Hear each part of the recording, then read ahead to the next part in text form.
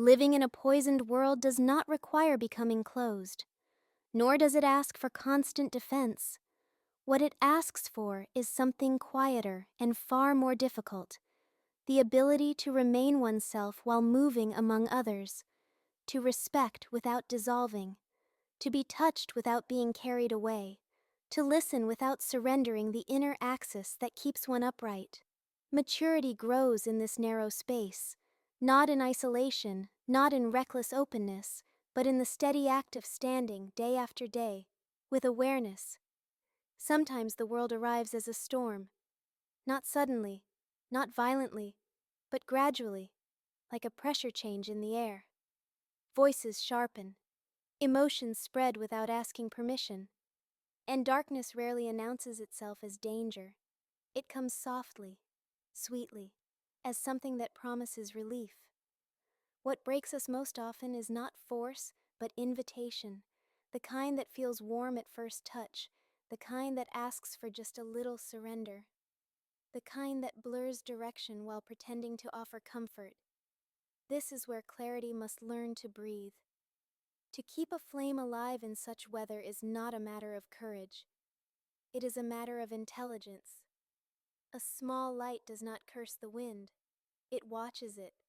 It learns how the air moves, where the pressure gathers, which direction will strengthen the flame and which will erase it.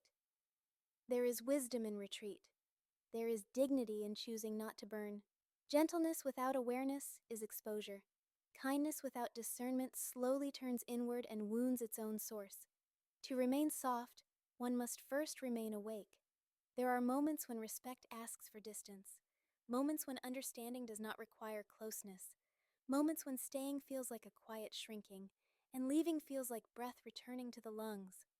Walking away is not loss, it is timing. Those who survive storms are not those who prove devotion by sinking, but those who recognize when the water has become too deep. Some poisons do not need to be tasted. Imagination is a form of knowledge. It traces endings before they arrive. When desire tightens its grip, when attachment begins to speak more loudly than reason, when self-command feels just a little weaker than before, there is no need to wait for collapse. This is the moment to steady the hand on the wheel. Restraint is not denial, it is care. Freedom is not excess, it is the ability to choose without compulsion.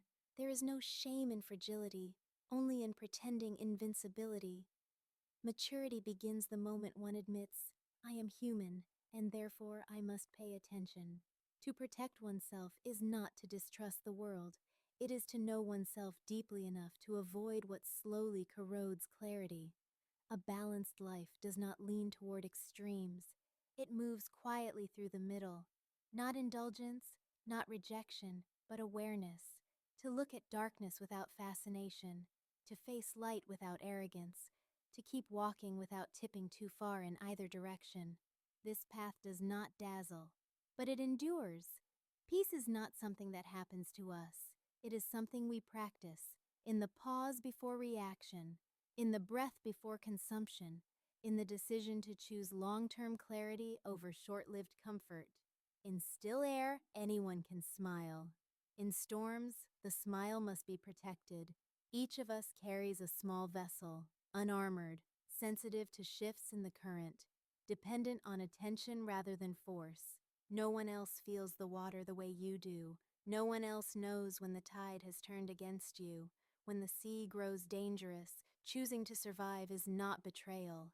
It is wisdom, to remain respectful without losing oneself, to stay open without becoming porous, to be kind without becoming consumable.